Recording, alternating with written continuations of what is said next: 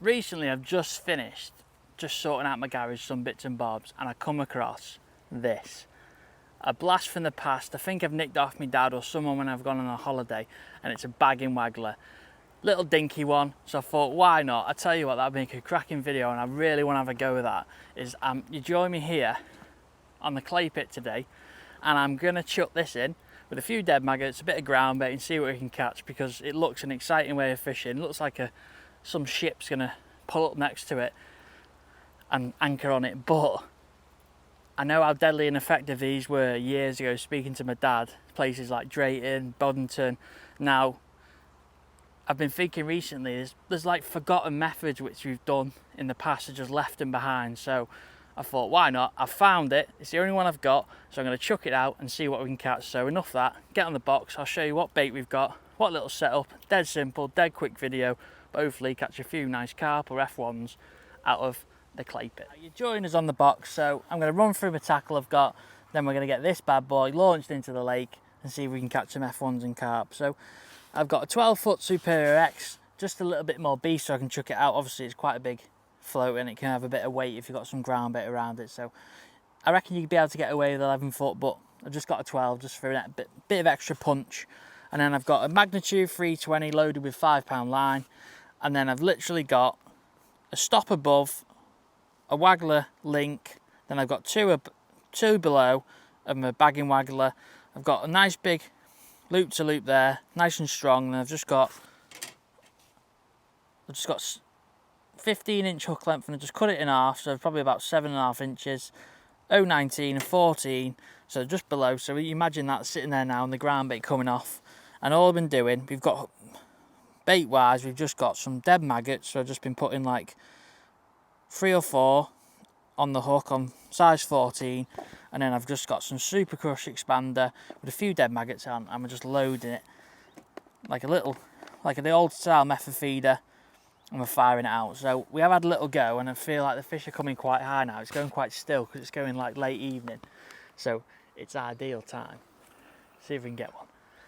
So just smacking out. I have clipped up now, just feel like that's because I want to hit the same spot. Well, there you are, first chuck. I have been fishing, so it's not like literally that's what can happen. I have been fishing for a little bit, just thought I'd whack the cameras on now. Built the peg up, but because a nice little quick video. But one thing that was noticeable is as soon as it's gone like flat calm, you've been putting a bit of bait into the peg, then the fish have come really, really high. Now what I'll try and do now is in a bit, when I finish this, I'll try and get some footage, because I've got fish around my feet, and you'll see how they feed on it around my feet, so you can imagine it out in the lake, how aggressive they're going to be.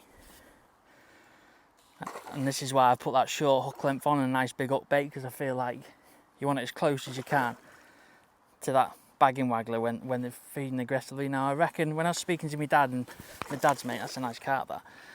My dad's mate was an F1. My dad's mate's Jason and stuff, but he's the one that gave me these. I think it was to go fishing when I was on holiday last year, but I found them. That's a big F1, that. For bread for mullet, but I never actually did it. Look at that.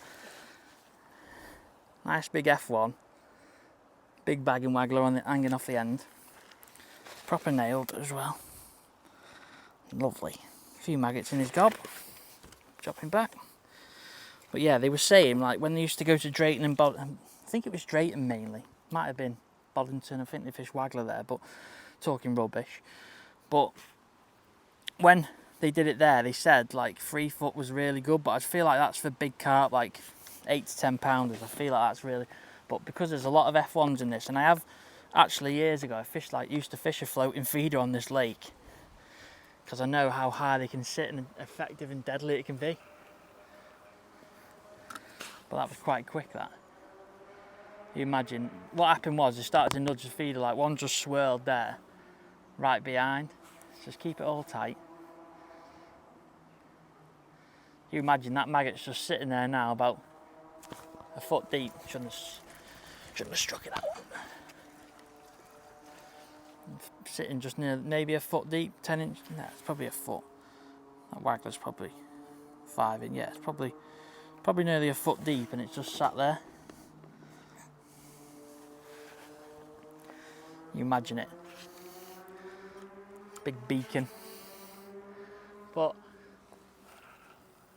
that's one thing about fishing recently we've been talking about, is like methods get forgotten. I feel like in match fishing, methods get forgotten too easily because they're discounted as not good enough or not quick enough. But I bet there's times and places where this can be absolutely devastating. Now, it's like anything, there's like phases through fishing where obviously at the minute overshotting and stuff is a big topic, and jiggers, and people don't like it and people talk about it, it's controversial, but I can imagine back in the day these were unbeatable. Now, I used to go to Stapy Water Garden at Christmas and they were like nigh on impossible to get hold of, so it's a bit of an antique, but nice little F1, bit of an antique. And it's not just for big fish as well. You see, I've had 2 F1s, one are probably about 2.5–3 pound, and that one about £1 and a bit. But it's just crazy how we discard, just because we're match fishermen, just discard methods. But then, for example, say if someone come down here and did this, people would be rushing around trying to find it, and that's how we got a fish or stuff like that. I just think it's just crazy.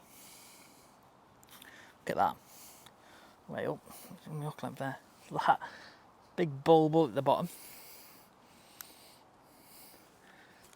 Just a fun, interesting way of fishing at night. I'm not bothering anyone. We're not thingy.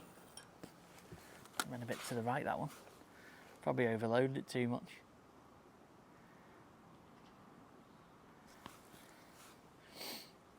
But like I said, it's just mad how this, probably back in the day when carp fishing was coming about on big style reses and stuff, you could see why it was a nylon beatable. You think, imagine you were fishing that at 50–60 yards, shallow. We know carp and stuff love feeding shallow. Ground bait, like a boilie, or I remember when I was a kid watching stuff on Blarford when they used to fire out like sausages and, well, the sausage like ground bait, and fish a big waggler in the middle of it. Sometimes in maggots. I think it was Steve Mayo. That's babbing me. I think Steve Mayo was fishing maggots. I think it was Paul Boothby fishing pepperami and stuff. It's just nothing like that now. If you go to like places like that now, it's all just long pole on the bottom or shallow, 8mm, 6mm carp. Like, no one does anything a little bit different. Like, I remember I used to come here at loads on sort of like on the opens when I was probably 10 or 12 years ago. Yeah, probably 10 or 12 years ago, and I used to fish actual slop loads, but you hardly ever do it now, which is still good, still catches loads of fish. It's just strange how times change and methods change. But like I said, I found this in the, how was that not? It's pulling eye tight. Found this in the garage and thought, you know what, that'd be interesting. Little night chucking down, down the clay pit. Probably a perfect place to come and do something like this. Nice big open lake, nice and clear as well. Some great fish. Quite busy method as well. Give it that. Always chopping and changing round.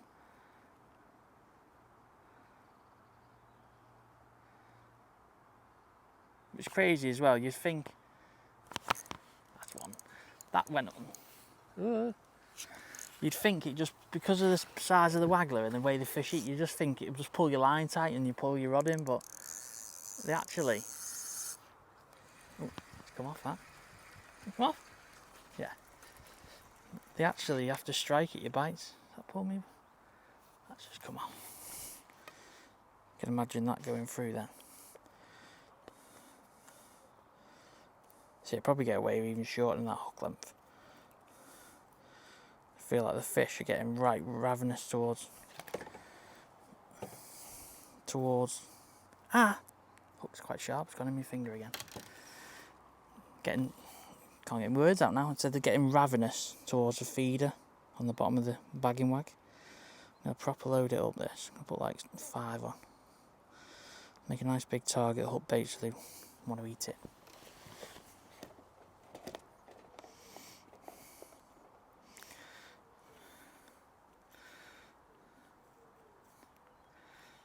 Mould it round. Try and get a bit aerodynamic so it doesn't sway to the right or left.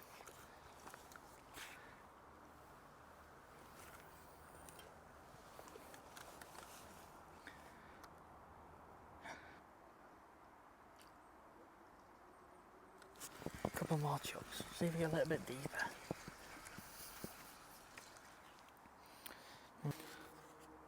Just try and go a little bit deeper. There we go. Just see if that makes anything a little bit better.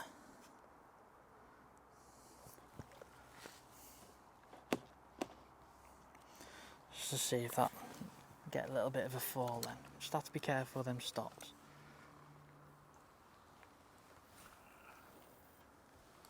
There you go. It might fall, that maggot might fall in through the water, might create a quick bite like that. So maybe, see, it's all little things with fishing. Maybe I need to play about with my depths. Obviously that snag there, so I don't want it going in that. That maggot falling through the water might be the ideal situation because it's obviously falling, the fish are rising, they're going to grab it. As where I'm trying to fish too high up, thinking of like fishing with a floating feeder sort of thing, that's what, but then you're putting like near enough slop in there. But with this, it's just creating a little cloud. Maybe that's the case. That was instant, that one. That's what we want. I'll try it again in a minute and then we'll sign off, but what a mega way of fishing this is. No wonder people used to do it years ago. So you can't moan down the clay pit here at Weston. Just try and, there we go. Nice F1 that one. Wouldn't moan at that, but it's crazy, isn't it? You just try something, lovely little F1. You just try something a little bit different. You think, oh, that maybe might work, just because of that. And that's why I love going fishing. Nothing's the same. It's not repetitive. Something's always a little bit different, whether it's the day, the weather, the way the fish are feeding, how to catch them. And that's one thing I love about it. But we'll try one more time, see if that was a fluke. Hopefully I can get one, because I want to keep having a go, but I don't want to keep you too long. Nice short video. Fishing with a little bagging waggler here at Weston.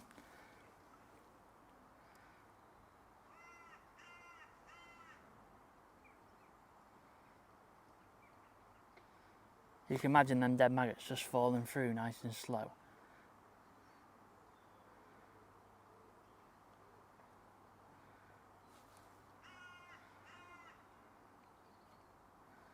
There's a fish just gone to swim past then. Thought that was it. Swim past and just must have turned and seen all the ground bait coming off. There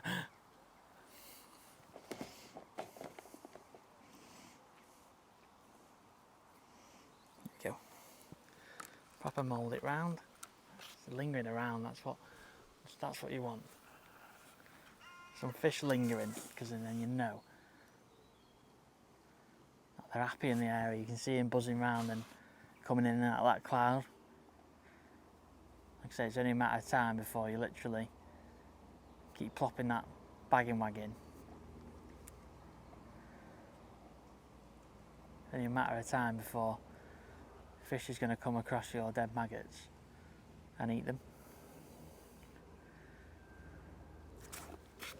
Bobbing round there. See, this is the problem I had before. I come a bit higher and get a little bit of bobbing round, but what we'll try and do, keep busy with it. Come on.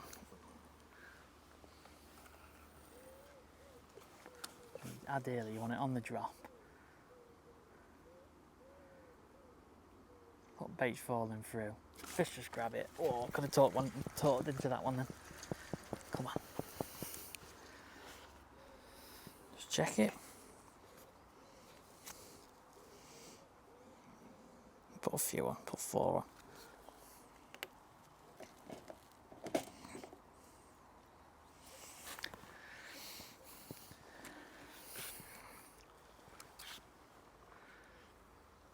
Just be nice and gentle when I'm casting it, because I don't want to move my stops.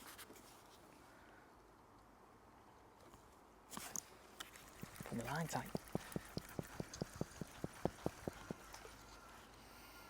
You can imagine though, them F1s being quite ravenous and tricky. Imagine if you were fishing for £8 to £10 carp.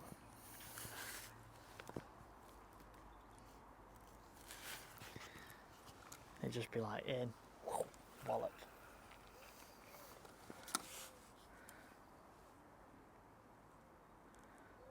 Crazy as well, I think like the commotion of it going in, you think when you fish with wagglers you want to be nice and stealthy and let them land nice, and but with these sort of things, that they crash in, fish just come to the noise and they love it. I think you can get away with it obviously because you've got like a cloud there and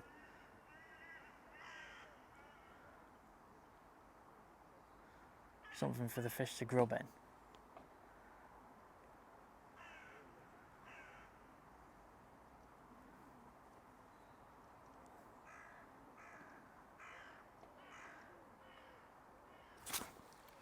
There you go, there's one. What's that?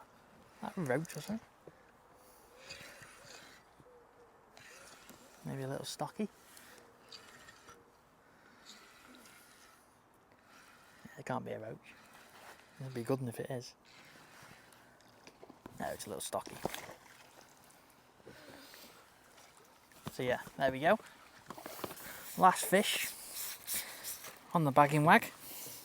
So if you've got one lying around or you see one in the shop, get out there, give it a try, because I'm having some great fishing, throwing back the years, trying something which was used up and down the country years ago, but it's still effective. But like all fishing, there's still things to work out, catching lovely little fish like that.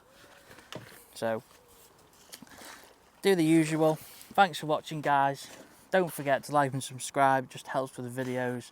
Comment below any future videos or any questions you've got, and I'll see you on the next one.